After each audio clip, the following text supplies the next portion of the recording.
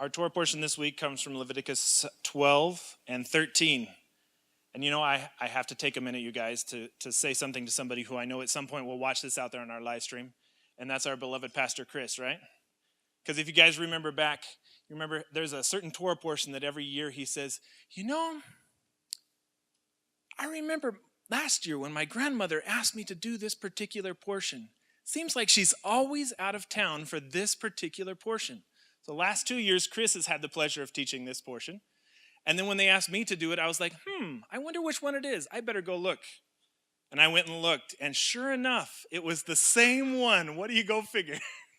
So we get to talk today about childbirth and leprosy. Awesome subjects, right? Aren't we all so excited about childbirth and leprosy? I am, actually. But that was just a shout out to our Chris out there, that we remember when you were here too, and we remember the things that you've said and the wisdom that you've brought to us. But Tazria, everybody say it with me. Let's try it. Tazria, not to be confused with Tasmanian or any other words, just Tazria. All right, means she will conceive. Now I'm assuming that this is going to be talking about the first 8 verses of our Torah portion.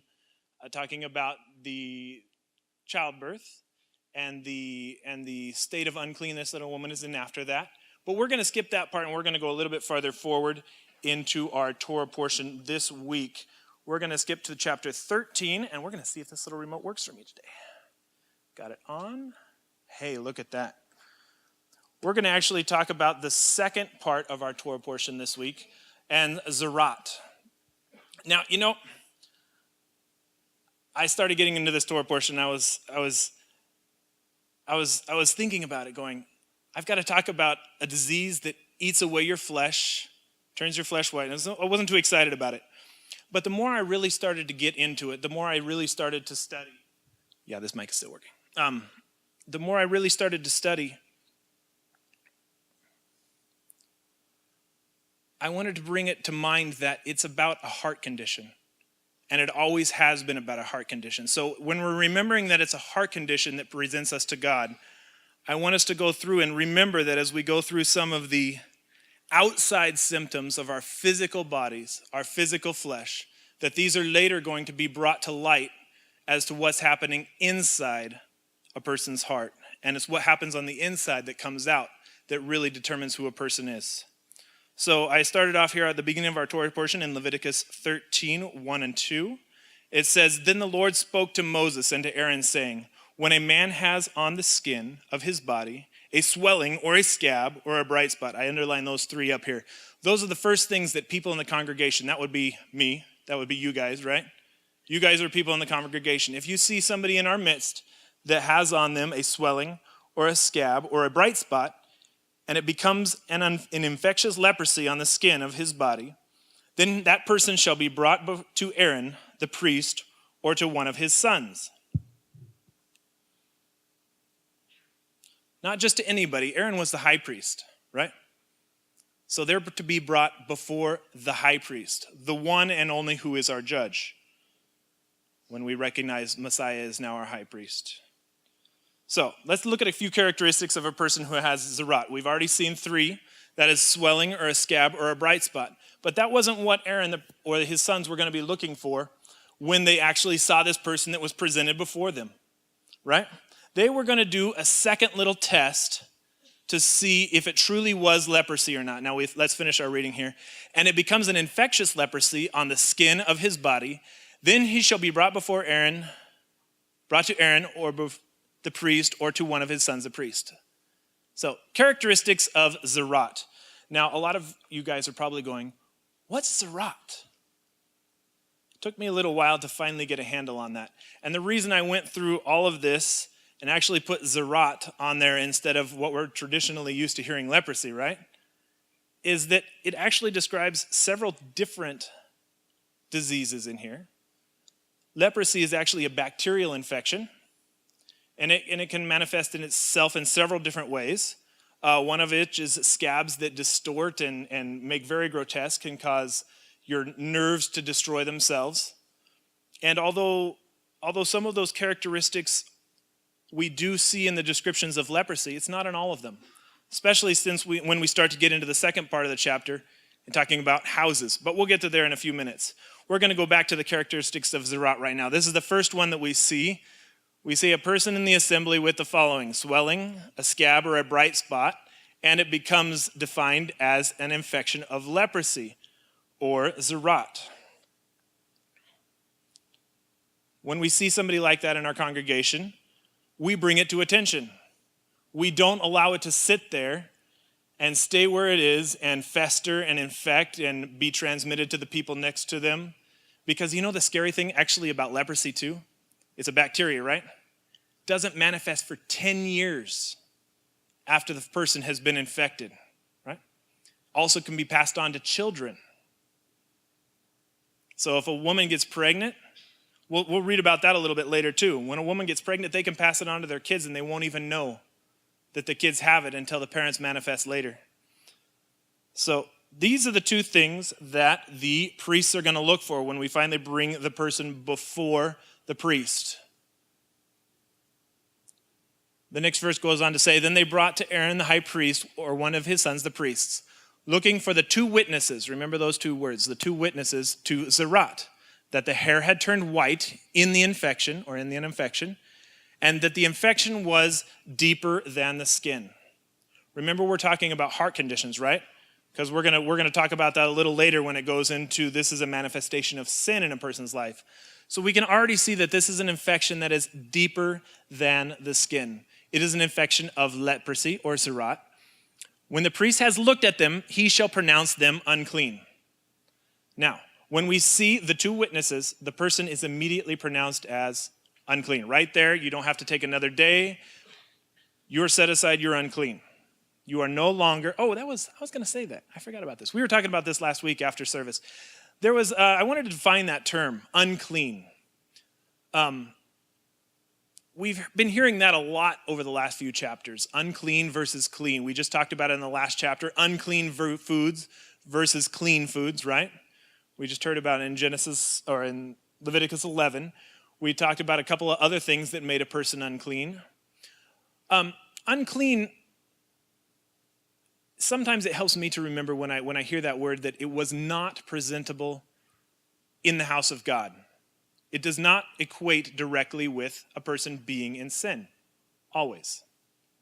So you can be unclean because of following Torah. There are things that you do inside of doing what is right that will make you unclean. In fact, I think that's why this Torah portion starts with that, because the process of childbirth makes a woman unclean. And she is unclean for 7 days. We talk about it in chapter 12.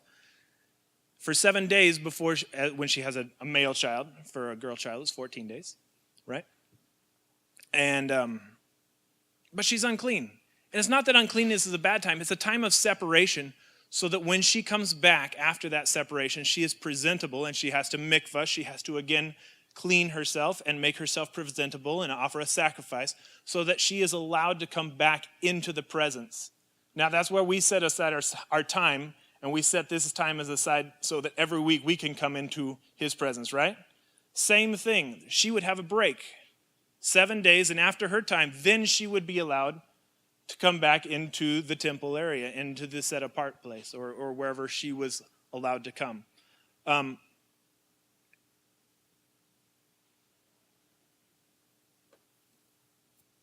So it had to be deeper than the skin. So clean was stuff that was allowed. That's why we saw in the last chapter also when Nadab and Abihu, they had been doing a ceremony, right, to set themselves apart.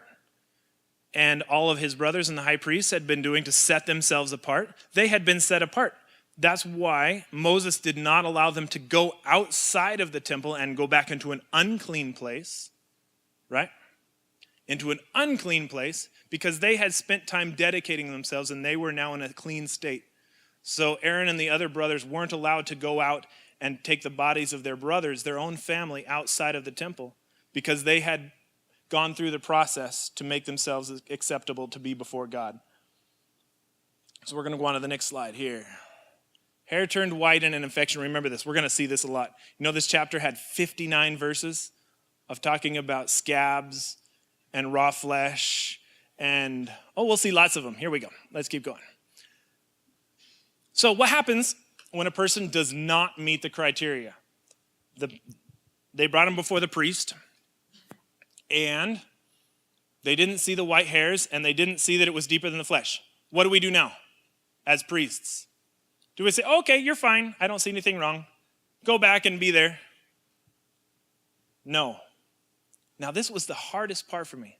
This is the part that took the most study for me. And really, it was a little bit confusing. So, you mean the priest doesn't see anything wrong, and I can't just go on living my life? Let's read what happens next. Leviticus 13, chapter 4 said, if the bright spot is white on the skin, we already heard that, of his body, and it does not appear to be deeper than the skin, and the hair has not turned white, those are our two witnesses to leprosy, then the priest shall isolate him who has the infection for 7 days. So we put them apart. We banish them. We separate them outside the assembly to see, and we put them in isolation. That's the same thing they did when you were convicted, when they showed that you had leprosy, right? So we're going to do the same thing to them if they don't have it as if they do have it. But it was for a purpose. And this is what I want to go on to see. It was for the purpose of making sure that things were right with God. Because we as humans, can we see what's in a person's heart? Can we see what's inside? No, we can't. We have to wait till the symptoms manifest on the outside. We don't have his judgment, his eyes to see and discern inside of a person's spirit. That's not our place. That's not our heart. Our heart is to wait until the symptoms on the outside manifest before we can convict a person and proclaim them unclean. And so the priest isolated the person. He put them outside the camp in an isolated place for 7 days to see what happened. And after that time, the priest then shall look and see if there is a white swelling in the skin, and it has turned the hair white. I skipped a spot. I'll go back. Yeah, see, there it is right there. All right. So after that time, he would then go back and redo the same examination. And he would have to see if there had been a change in the leprosy. And that change is a physical sign on the outside that would have been then able for the priest to determine that, yes, it was leprosy, or no, it was not leprosy. But see how he had the opportunity as priest, as a human priest, to make that judgment, to decide on a physical sign to see if it actually was leprosy.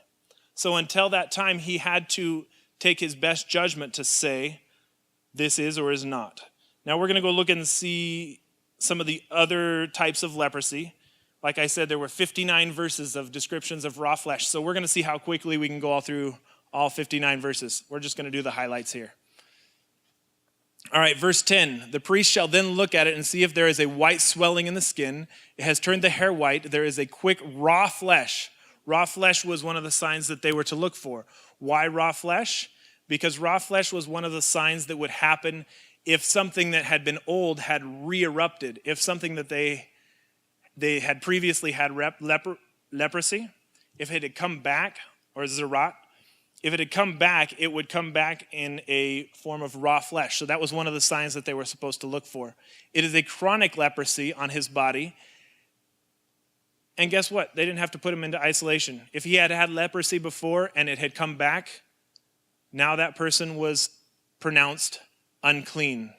He didn't have to go through the process of isolation, because if he had already been through this process before and they saw it coming back, they just pronounced him unclean on the spot. He shall not isolate him, for he is unclean. So this time, because he had already had leprosy, he immediately got the condemnation or the pronouncement as unclean. Verse 10. Why it's going to raw flesh? That's the one we just did. 18 and 19. A boil. Boils were not necessarily lepers by themselves, but a boil often, as it was healing, on the boil, a place, where it says, in a place on the boil, there is a white swelling or a reddish white bright spot. That could be an indication of leprosy. In verse 24, The body sustains in its skin a bruise by fire, or a burn by fire. The raw flesh of the burn becomes a bright spot or reddish white or white. So that would be an indication that there was leprosy in the burn. Verse 29 and 30, an infection on the head or in the beard.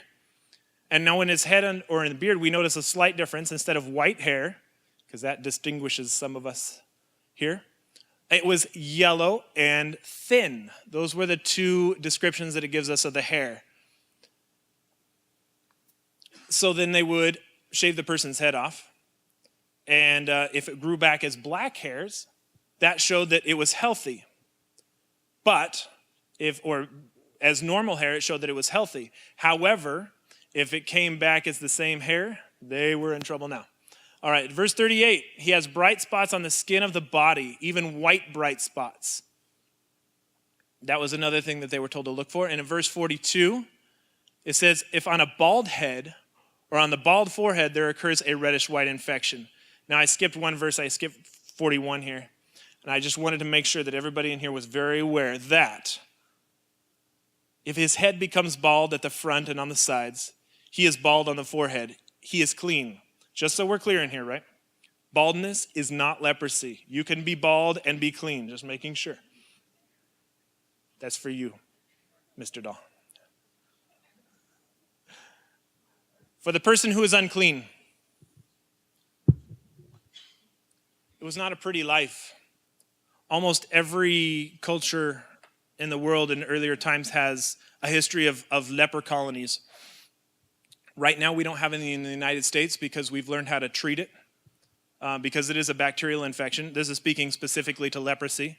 When it's talking about the houses and some of the other diseases that we see that fall into this category,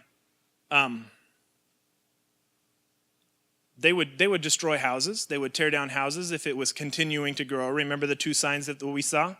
If it was continuing to grow, they would scrape it all off, mark out where it was, come back a week later, still mold on the walls. Oh, we're in trouble now. We got to either tear down the house. That's how serious they considered this, right? Take the bricks outside from the house, dump them outside the city in an unclean place. They took very seriously the keeping the camp clean. So any place that they saw this manifesting itself, they would immediately have to remove it. Also in clothing. Leprosy could be found in clothing as red or green, I think it was mold. Ew. I just like saying it because it's like I can't imagine wearing like a garment that all of a sudden started manifesting leprosy and I've got big red and green patches. We have to cut it out and patch the garment because garments were valuable items. So yeah, these were the different places that we saw leprosy. And this is what it said about a person who was unclean. Once they had been declared unclean, this is what they would have to do for the rest of the time that they were unclean. Because we do have some occasions here, we'll see in a few minutes, of where people were cleansed. Verse 45, as for the leper who has the infection, his clothes shall be torn, and the hair of his head shall be uncovered, and he shall cover his mustache and cry, unclean, unclean. He shall remain unclean all the days during which he has the infection. He is unclean. He shall live alone. His dwelling shall be outside the camp. So, outside the camp. If you guys don't know, I'm actually a substitute teacher, so I get to be in classrooms a lot. And one of the classrooms I was in this week, they were talking about a Native American story and a culture that had banishment. And I was like, how interesting that coincided with what I was teaching today. These people are technically banished. That would be our modern word for it today. They would no longer be allowed to continue as members of the society. They would no longer be allowed to be around their family, around their friends. They would be separated and isolated from the people that they loved. And the junior hires were talking about this, and they was like, you mean I'd never get to see my uncle and my aunts? No. And it was really hard for kids especially to understand how you would be separated. So these junior hires are reading a story about a Canadian Eskimo child who had been set on an island by his tribe for, I didn't even get to hear the part of the story about why he got put there.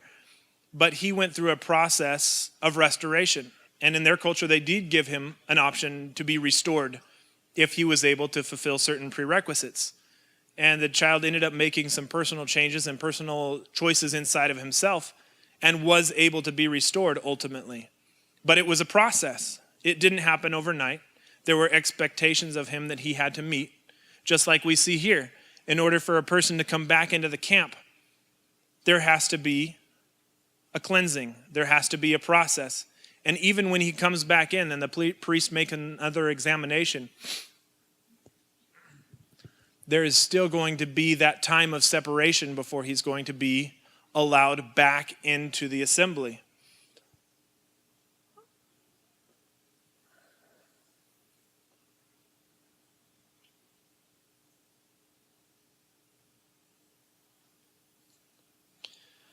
So, now we've talked about it. Now let's see some real life experiences with people who have leprosy or zerat.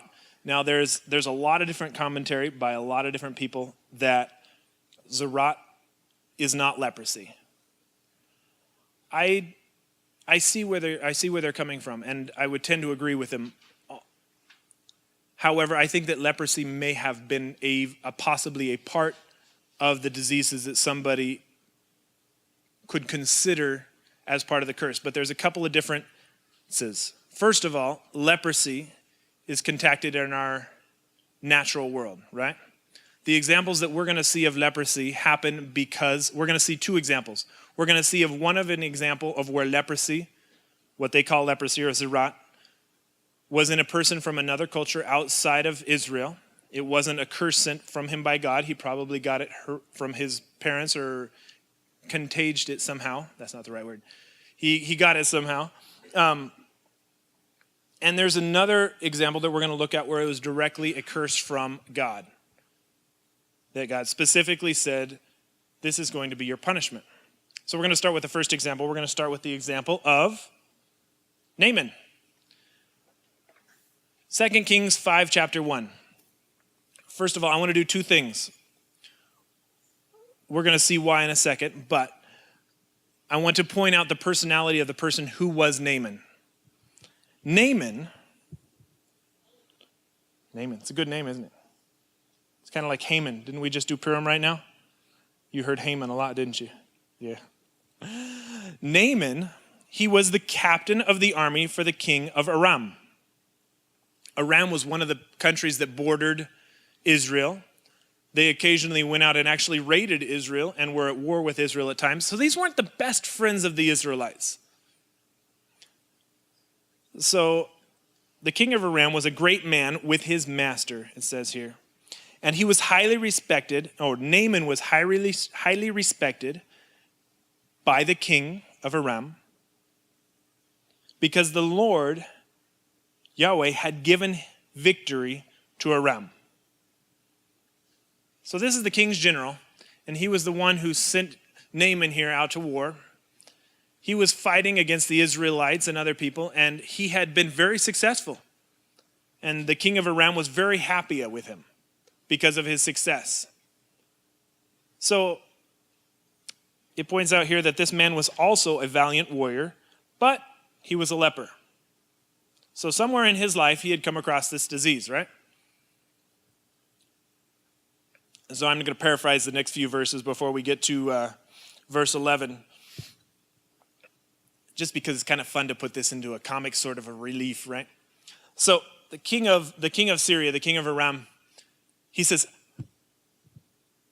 one of the girls that they had kidnapped from Israel comes to Naaman's wife and says, you know, in Israel we have this prophet who actually heals people from this disease that your husband has. Too bad we can't go over there and see him because your husband could be healed. So this news actually gets back to the king that in Israel there's a prophet that Naaman could actually be healed. So the king sits down and writes a letter one day. Dear king of Israel, I know I've been kidnapping your daughters and going to war with you and not really happy with you, but I have my favorite guy here who I'd really like to see cured from leprosy. You think you could help me out in this? I'd be really grateful because I like this guy a lot. Sends the letter. King of Israel gets this letter and says, what on earth am I doing? And he turns to God and he says, do you hate me? Is there something here that you have it out for me, that you're sending my enemy to my camp asking me for help? And the king actually tears his clothes, right? He says, this is bad news. This guy, if I turn him down or if the prophet doesn't heal him, what am I going to do? They're going to come up against me. They're going to go to war against me. And they're just going to tear my house down. So Elijah hears about this through the grapevine. I'm sure they had like messenger boys running back and forth. I can just imagine, did you hear what happened? The king ripped up his clothes and now he's all mad. So Elijah comes over. Hey, king, so what's going on? So the king fills them in and tells them all about what's going on. The king of Syria, the king of Aram, he wants me to heal Naaman of leprosy. And Elisha hears this and he says, send it on, bring it on. We can do this. So Naaman, they send a letter off to the king. Naaman comes back over to Israel, and he comes with all his horses and chariots and nice rich gifts to give his presents. And he says, I'm here. I'm ready to get healed. Now we get to see a little bit about the character of Naaman, which is, I think, the most important part of this story. So we're going to go to verse 11. And it says, I'm going to back up one more before we get to yeah. So he says, I'm here. I'm ready to get healed. Elisha doesn't even come out of his house. Now, remember the king furious about getting his whole country destroyed because Elisha wasn't going to be able to heal him, right? Elisha didn't even come out of the house. He just sent his servant out there, right? He says, go tell him to take a bath in the Jordan River, to dip himself 7 times, and when he comes up, he'll be healed. He didn't even come out. So now we get to see Naaman's response to that. But Naaman was furious. And he went away and said, behold, I thought he would surely come out to me and stand and call on the name of the Lord his God and wave his hands over the place where the leprosy was to cure the leper. Are not Abana and Paphar, those are the rivers in Damascus, better than all the waters of Israel? Couldn't I just have stayed at home and bathed myself there and I would have been healed? So he turned and went away kind of mad. It says in a rage there. I don't think I would have been very happy either if I was a very rich and wealthy man and the guy just doesn't even come out of his house to greet me, leper or not. So we get to see a little bit about Naaman's personality. We're going to remember that in a few minutes because that was the same thing that got somebody else into trouble, was their attitude. So next we get to see what happens next in the story. So we're going to go on here. Then his servant came near and spoke to him and said, my father, this might have even been his own son, had the prophet told you to do something great, some work, build a castle, build an arch of triumph in your city to proclaim the great God, would you have not done it? How much more then when he says to you, wash and be clean? There's a question there about being given clear direction and being obedient. When we're asked to do something and we don't do it, who are we telling God that who's in control? Yeah. So he went down, he humbled himself. His response was, you're right. He stepped back, he humbled himself. He says, you may be right. Maybe I don't know it all. And he went down and he dipped himself 7 times in the Jordan, according to the word of the man of God. The word of the man of God. Oh, I love that phrase. The word of the man of God. And his flesh was restored like the flesh of a little child. Now, I hope that I get to be an old man and experience that because I want to have the flesh of a little child when I'm old. So maybe I'll get leprosy just so I can be healed. I don't think so either. When he returned to the man of God with all his company and came and stood before him, he said, behold, now I know that there is no God in earth. Oh, it got cut off.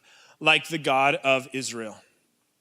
He recognized who was king of the world. How many other places can we read about that in the scriptures? Where when people see the hand directly in their lives, when they have humbled themselves and been obedient, that they recognize truly who is the king of the world. It is a powerful, powerful moment. So he was restored. And he got to live the rest of his life in peace. So that's the first of our 2 examples of leprosy. We saw Naaman. He presented himself. He showed who his personality was, his anger and his not willing to be obedience, but then he chose to humble himself. And he received healing. That's the most amazing part to me. And he received healing. He wasn't a child of Israel. He was a child of some other king. But because he came to somebody in whom God resided, because he came to Elisha, a man of God, and asked and humbled himself, he got what he asked for. So now we're going to go on to the other of our two examples. Miriam and Aaron. Now this is part of another Torah portion, so I don't want to go too deep into it, because otherwise we won't have anything to talk about when we get there. But Numbers 12, 1 and 2 says, Then Miriam and Aaron spoke against Moses because of the Cushite, I've also heard it translated Ethiopian woman who he had married. For he had married a Cushite woman. And they said, Has the Lord indeed spoken only through Moses? Has he not spoken through us as well? And the Lord heard it. I got to quote Pastor Deb here to say, dun, dun, dun, dun, right?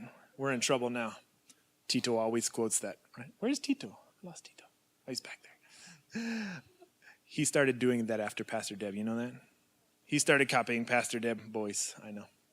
All right. And the Lord heard it. So we got two things happening, and we're going to go back to our previous story just for a second. No, we'll do that later. And the Lord heard it.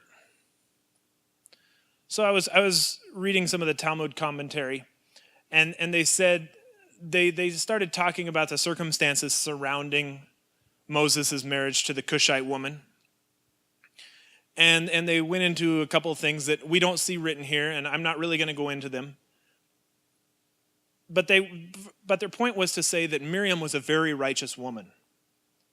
She was a prophet in her own right. She had led the children of Israel, the whole nation, in song and dance. That she had a place of her own. So yes, God did speak through her. Very much so. I just want to give her respect. So this was something, their point was that this may have been a little bit out of character for her. It wasn't necessarily what she did every day to start speaking against Moses, right? We're talking about her character. It goes on. I skipped a few verses here. But it says, So the anger of the Lord burned against them. Moses had come forth in the meantime and said, "Oh Lord, please forgive them." But the anger of the Lord burned against them, and he departed. But when the cloud had withdrawn from over the tent, behold, Miriam was leprous and as white as snow. And Aaron turned toward Miriam, and behold, she was leprous. So, let's go back just a second.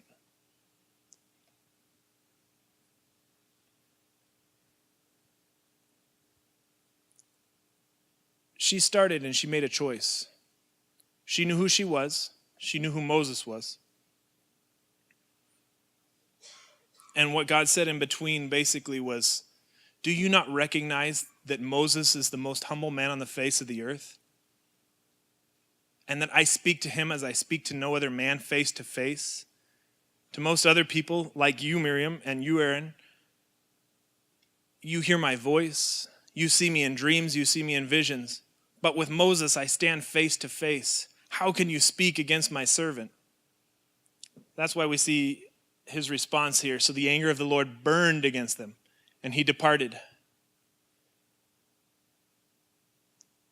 And the punishment on her was, she was leprous. So this is when I really started to get down into the dirty, gritty start of it, and I'm thinking about all those raw flesh and stuff. Remember when I said at the very beginning that those are the outward signs of leprosy? Remember when I said we have to wait 7 days to see if it's going to spread? Now we get to see she's leprous. Well, that's what it calls us here. It says that her flesh turned white. Now, when I started reading about the descriptions of leprosy, and nowhere do I see that their skin turns white when they have leprosy. So although they call it leprosy here, it's actually translated from the word zarat, which most often comes directly from the Father. It's a curse. And here we can see an example of that actually happening. This is one of the few places that we actually see direct evidence of the curse coming from Yahweh.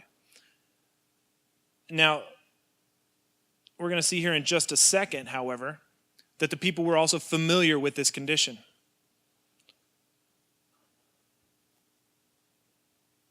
So this wasn't something that they hadn't seen before. It says, "Then Aaron said to Moses, 'O my Lord, I beg you, do not account this sin to us in which we have acted so foolishly.'" He begins to humble himself. "And in which we have sinned. Oh, do not let her be like one dead, whose flesh is half eaten away when he comes from his mother's womb." That's an interesting statement. That's what really got me to thinking here about this having been something that they had seen before. Remember we were talking about that this could be passed on to generations if a woman was pregnant, and traditional leprosy? The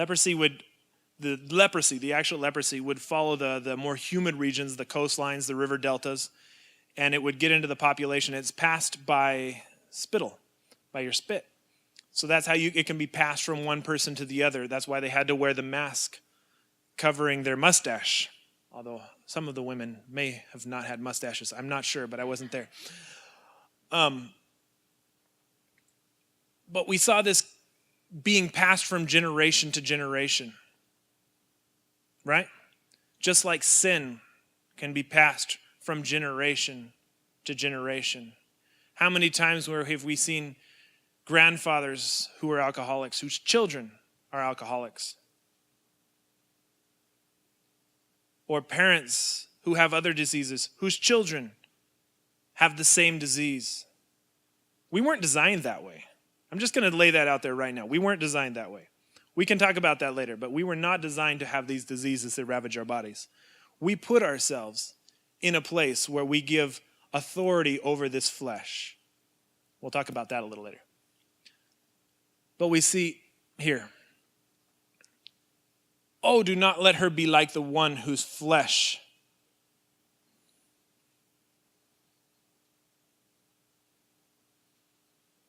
is half eaten away when she comes from her mother's womb."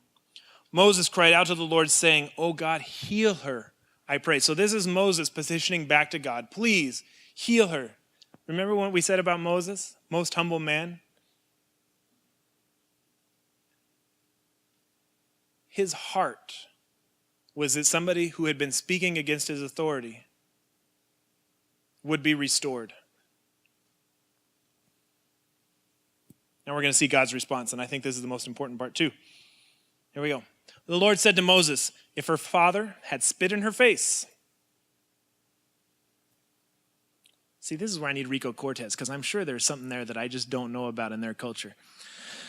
"If her father had but spit in her face, would she not bear her shame for 7 days?" Remember what they said that we had to do to lepers back a few chapters ago because we didn't know what was inside them, or a few verses ago?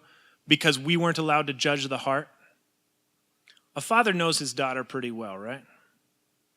If a father had chosen to spit in the face of his daughter to bring shame upon his daughter, he would have to know the heart of his daughter pretty well to bring shame upon her in that way.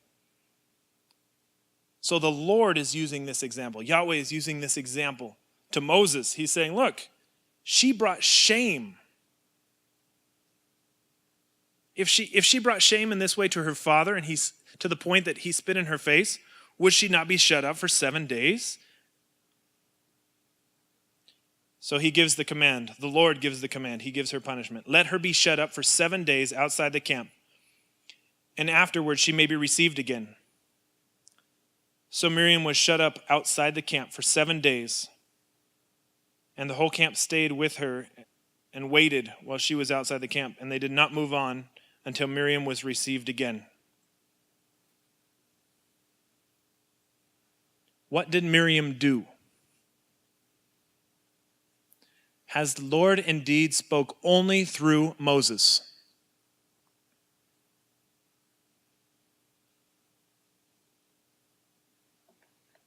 She gossiped.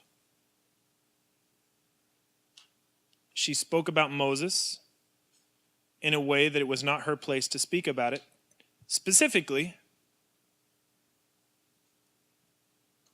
to Aaron. Now, going back to what the Talmud said, it talked about some reasons why they were thinking about, and I don't have the rest of the story, and I don't know all of what they knew, but I will quote what they said about it. It said that it may have been due to the marital situation of Moses and his wife. That maybe, this is what they're saying, that maybe Moses had decided to stop intimate relationship with his wife because he was choosing to set himself aside, to set himself apart, so that he could be with God, right? That's Moses' choice. And Miriam, if she had gone to Moses, probably would have been able to address and understand that with Moses. But that's not what she chose to do. She was talking with her brother Aaron. She was going over here instead of going to Moses, who was in authority over her, and said, "Hey, Aaron, I don't know why he's doing this. I think he's doing something wrong. See how he's being with his wife? God speaks through us too. Why can't we use him?" Right? She went to somebody, maybe, and then again the Talmud says, maybe just maybe she was hoping that Aaron would go and say something to Moses. Still, wasn't the right thing to do. My question for us is, what are we supposed to do? When we look at these two examples, what are we supposed to do? Matthew 18. If your brother sins, go and show him his faults in private. Is that what Miriam did? No, she started talking to her brother. If he listens to you, you have won your brother. Do you think so many of the things that we face in our relationships with people around us would be resolved for us taking accountability and being willing to hear and have relationships with people that we could go and talk to them and say, "Hey, what's going on with you? I see something here that's not quite right, but I don't want to go talk to him about it. I want to come talk to you about it." How many things would be resolved that easy if I could come to my friend, to my daughter, and say, "Hey, I love you, daughter. I see that something you're doing here is not quite right." Right?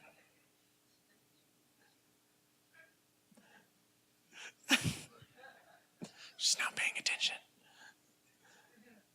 I see something that you're doing here is not quite right. I love you. What's going on? Is there something that I don't know about? That there could be a reason that you're right and I just don't know it? My heart is for you to be doing the right thing, and I love you. And I want to come alongside you as your dad and say, my heart is for you to do the right thing. I love having kids. But if he does not listen to you, let's say that again.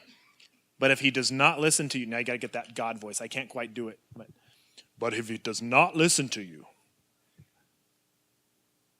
take one or two or more with you, so that by the mouth of 2 or 3 witnesses, every fact can be confirmed.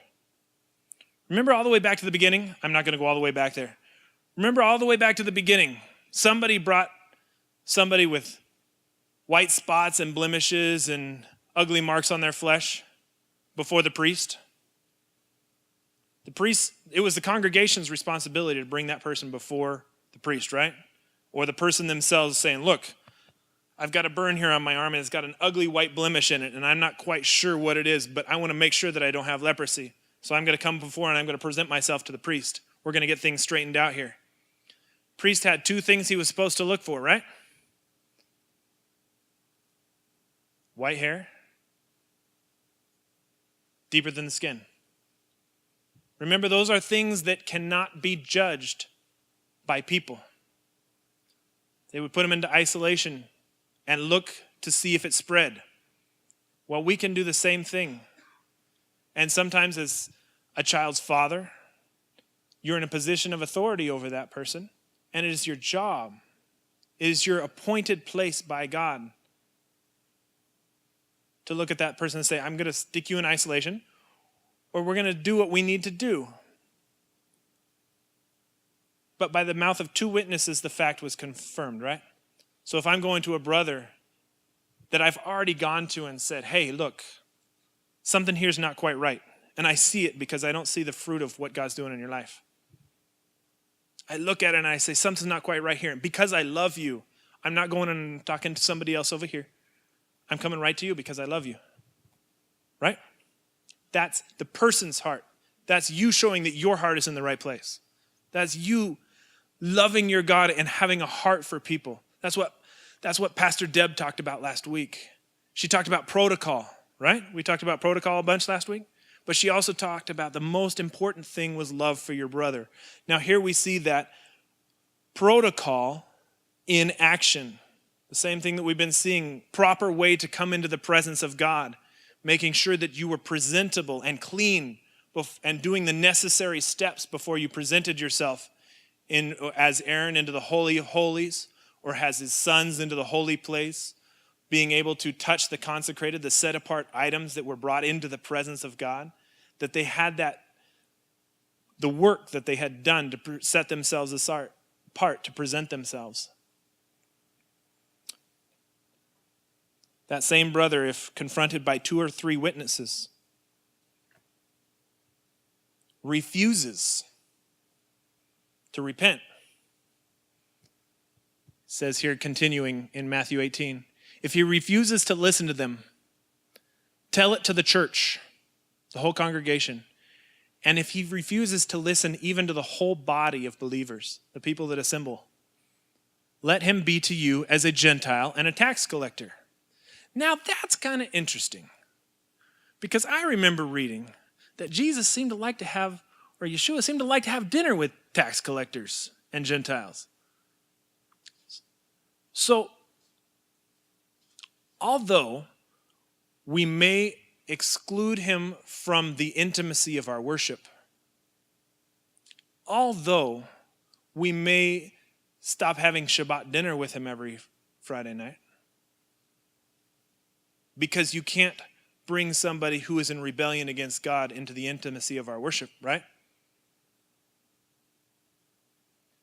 That doesn't mean you stop and abandon them completely unless they choose to push themselves away from you. And trust me, if a person whose heart is in rebellion against God, that is exactly what they will do.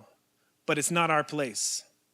Our place is to go and have dinner with tax collectors. Our place is to love people because we were all there once. We were all in that place where we were without him.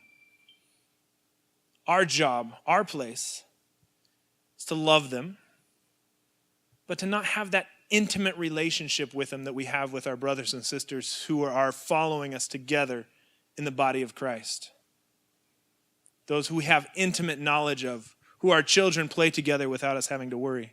It's one of the things I love about this congregation. Have you guys been here before? One of the things that's always said about our congregation, we've had many people here say that, is they always, whose kids are who? Because I see him disciplining that kid and him. We don't know. They were having an argument. This one right here that's walking out right now. She was having an argument the other day about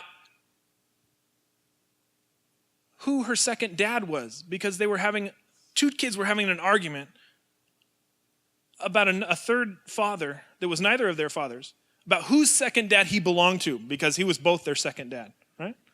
That's how much love and intimacy there is within the relationship of our congregation. But that doesn't happen by accident. We have to guard it. We have to keep it safe. We have to value it. We have to fight to have that unity, fight to have that purity within our congregation, have that love for the people that are struggling, to set the time aside and to set the heart aside to go and see why somebody is suffering, and to bring our brothers along with us if we see that there is something that's happening that's not quite right. That's our responsibility. That's our place. Oh, I threw in a couple of other scriptures here just because it was fun. Be aware of sin under our authority. Now, I was talking about my beautiful daughter over here a few minutes ago. She's my daughter. She is my daughter. I have been given authority over her.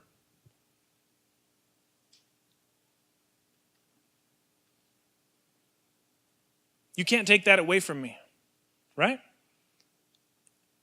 I suppose Yahweh could. I could be dead. He has the authority to do that. The courts in this country can, if I show myself as a danger to my daughter, right? So there are ways, but I will never not be her father. I have been given that place by her birth. But just because I've been given authority over her, does that mean that I can do anything I want? Do I not have then a responsibility because of that authority that has been given to me? It brought to mind to me the parable in Matthew 25:14. I've included just here the first verse and the last verse. We all know this parable. Rich man's going on a journey and he has his servants, and he gives one 10 talents and one 5 talents and one 1 talent. Those are accountabilities. Those are responsibilities that we have in the kingdom that he gives to us. And it says, here I wrote the first verse, for it is just like a man about to go on a journey who called his slaves to them and entrusted them with his possessions. My king entrusted me with the possession of my daughter. I may have 1 daughter, 5 daughters, 10 daughters. Hopefully not 10 daughters. That would be, I have 1 pretty daughter is enough as far as I'm concerned. But there are some among us who have been given more authority over this congregation.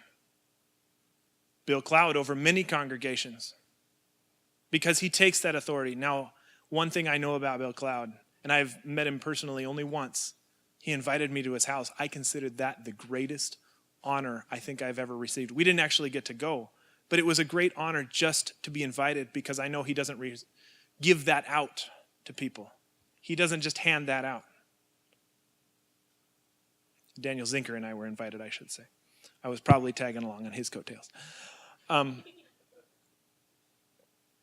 But there are men among us who have been honored with greater accountability. That's my point that I wanted to say. There are people among us who have been given 10 talents. And you know what? When I see those people who have 10 talents, you know the first thing I see about them? Fruit. They are people who have been shown in their life to have fruit. Now, we all know what happens. We come down to the bottom. We come down to that last guy who had 1, and he says, hey, I didn't quite know what to do with it, so I buried it in a hole. Not quite the answer that he was looking for. He says, even if you had put it in the bank, you would have gotten interest from it. It would have been a little more secure than the hole over there. So he gets very angry, this owner. And he says, throw out the worthless, can you give me a drink of water? Worthless, can you give me water? Thanks. Worthless slave into the outer darkness. Ooh, I've heard that phrase before, outer darkness. He used that phrase quite a few times in some of his parables, where there was gnashing of teeth. It was not a pretty place, where there will be weeping and gnashing of teeth. Thank you. Excuse me.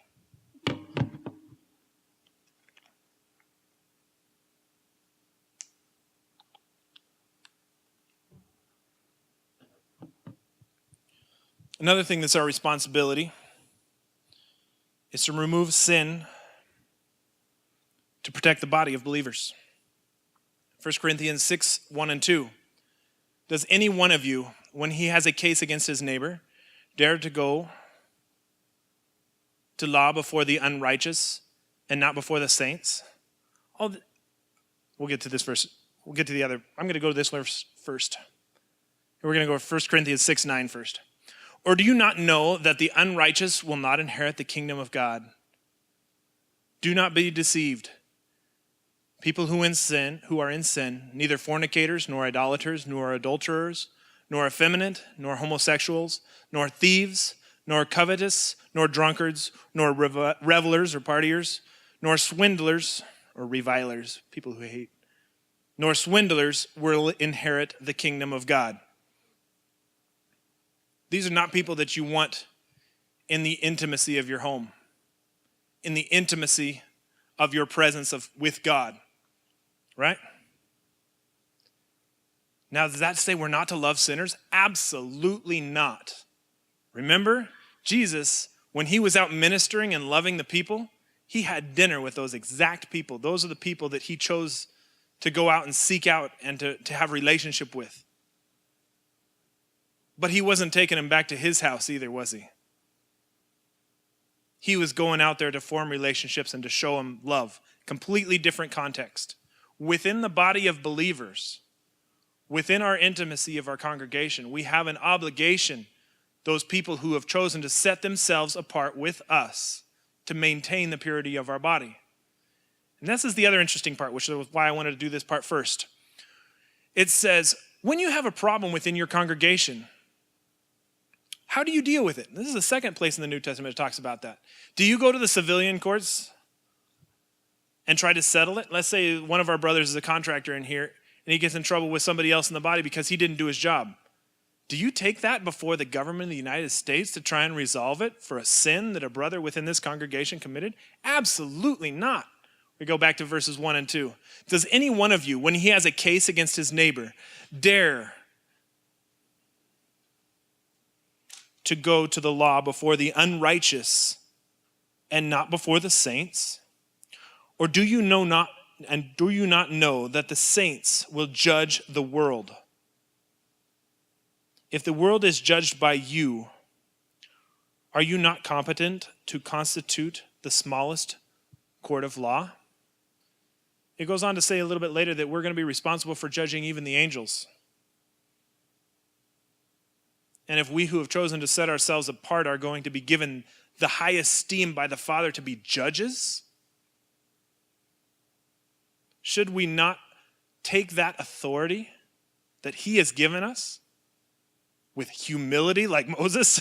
Because Moses, every time he saw something happen, you know what he did? He fell down on his face before God and he says, they're not doing quite the right thing, right? And I'm here because I'm asking for mercy.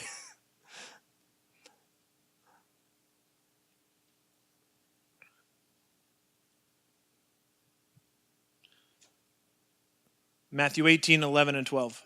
For the Son of Man has come to save that which was lost. What do you think? If any man has 100 sheep and one of them has gone astray, does he not leave the 99 on the mountain and go and search for the one that is straying? If it turns out that he finds it, truly I say to you, he rejoices over it more than the 99 which has not gone astray.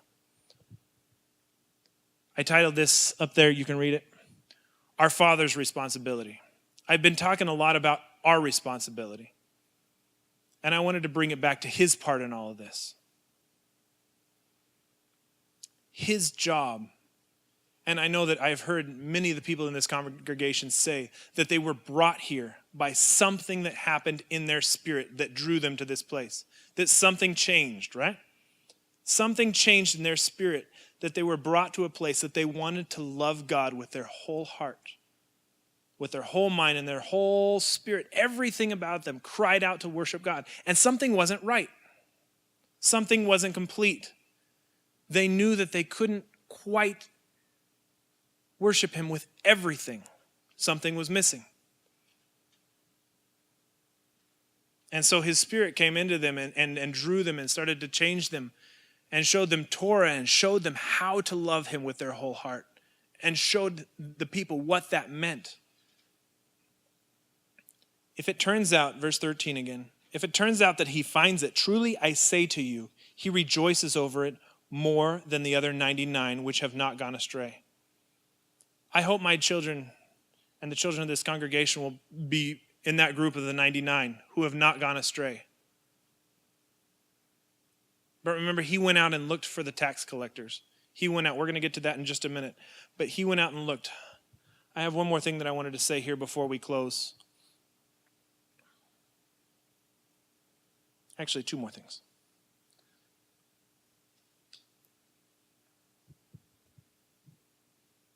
Just keep that thought on your mind for a minute, that it's his responsibility that he goes out and looks for the one that's lost. Each one is tempted. Each man is tempted by his own evil desires. He is dragged away and enticed. Then after his desire has conceived and borne fruit, it's got that seed, that bacteria of leprosy in him that hasn't come out on his skin yet. It gives birth to sin. And sin, when it is full grown, gives birth to death. Everyone should be quick to listen and slow to speak, slow to become angry. I'm going to add, and judge others for their actions, like Miriam, without knowing their heart or of having gone to them and said, "Brother, what's going on with you?" Slow to become angry, slow to speak. For man's anger does not bring about the righteous life that God or Elohim desires. Therefore, get rid of all moral filth and the evil that is so prevalent, and all that stuff that we just turn on the television and we watch and it soaks in from billboards and listening to music, or it's everywhere. Double bacon cheeseburgers wrapped in shrimp sauce. Yeah. You know what I'm talking about. I was over at Vallarta the other day and they had little bags. My kids were looking at them. The little bags of dried shrimp that you can just sprinkle them on top. Yeah. Little tiny little shrimp. It's not about the food. It's about the heart of somebody who wants to set themselves apart, who has a heart to love God with all his commandments and to love people with the same thing. And he tells us how to do it right here.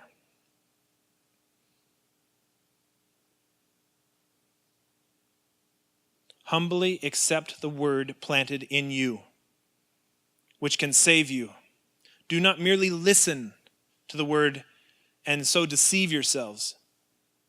Do what it says. It all comes back to doing it.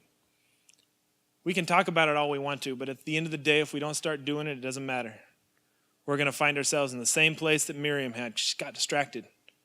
She had been dancing before the Lord. She had been worshiping with all of her heart. She was a prophetess. But she got distracted and she started worrying about what her brother was doing, not what she was doing. She got corrected. She got restored back into the body. Our king was patient with her. He spoke directly and says, "You have brought shame upon your father." As if you'd spit in his face. You brought shame. Just 7 days. And he restored her because he loved her. He could have healed her right there. And that's the way life is sometimes. Sometimes we still have to pay the consequences of what we did wrong before we can be restored. But the goal is always restoration.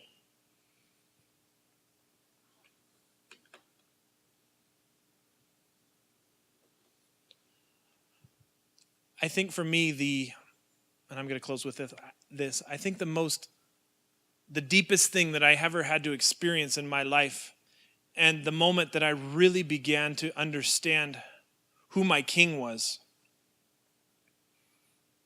I was reading in Matthew when they had brought the woman before Yeshua and said, "Look, she's in sin. She's done the wrong thing." They didn't bring two witnesses. They didn't bring the guy like the law says. She's in sin. And Yeshua showed his heart, the same heart that he said that he went out and looked for the one lost. Yeshua showed his heart. And he says, "You're right. She's guilty. Congratulations. You who is without sin, step forth and cast the first stone. Stone her to death. We're going to stone her right here." All right, get your stone. We're going to stone her. You have sin? Oh, no, bye. He's gone. That one's gone over there. Oh. Place emptied out, right? Yeshua knew that he was the one who would be able to save her. That he also had the right to judge her. Both sides, right? This is his heart for us. That even in that moment, when all around her were her accusers, nobody picked up a rock. And he said to her, he said, I also do not judge you, but sin no more. From this moment forward, as we go back to this last scripture, do not merely listen to the word and so deceive yourselves. Do what it says. Go and sin no more. He was the one who wrote the book. He was one who wrote the law that signed her death certificate. And he said to her, right now you're a Gentile and a tax collector, and I'll be at your house next week because I love you. But it's time to set yourself apart. It's time to make a choice and stop just hearing it and start doing it. Go and sin no more. So that was to me for me, I was on the other side of that story. I was the guy standing over there with the rock. And I was ready to throw that rock, right? That's who I was. And he had to remind me that it wasn't my place. I carried that stupid rock. He told me to pick up the rock. So I picked up the rock and put it in my pocket. Carried that rock. Ask my kids, right, Hazel? You remember Daddy's rock? She's hiding again. I did. I carried that rock around for 9 months because I wasn't willing to forgive. I wasn't willing to let him have his job and me have my job. My job is to love people, right? My job is to maintain my authority over, to train up my children in the way they should go. My job is to be a help to my brothers within the congregation, to make sure that when I see something that's not right, that I came in and say, hey, I saw something that just made me question. I want to make sure everything's okay with you. If something's wrong, we can deal with it. But I love you and I want to see that you're doing the right thing, to maintain the purity of the congregation where we worship, to maintain this place as a place that is set apart to worship God. And I'm not talking about the building. I'm talking about the unity of the people with that are in it.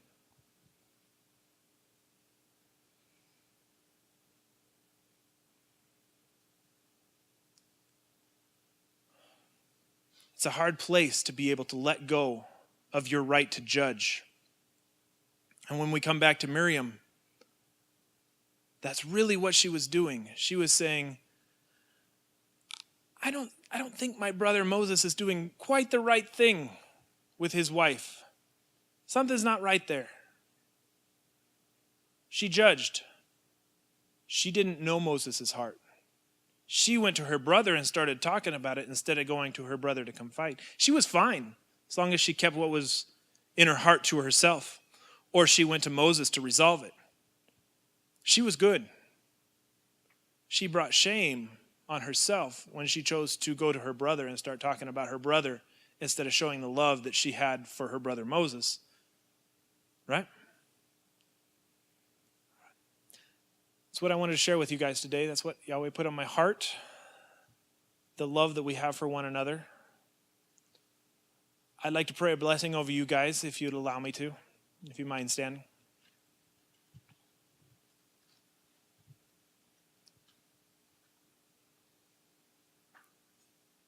Father, I ask a blessing over your people today. I ask a blessing as our King that you have the right and the authority to give. That we would have hearts who hear from you. That we would have hearts that bear fruit. That we would be quick to be humble. That we would be quick to say, I'm not just going to hear it, I'm going to do it. That we would love our brethren, that we would love the people around us, that we would honor the accountability that you have given us over those that you have placed under our authority. that we would take a stand for maintaining the purity of our congregation and the purity of our face before you, that we would be acceptable to come into your presence. That we would be a congregation who comes together in unity. That we would come as a congregation with one heart.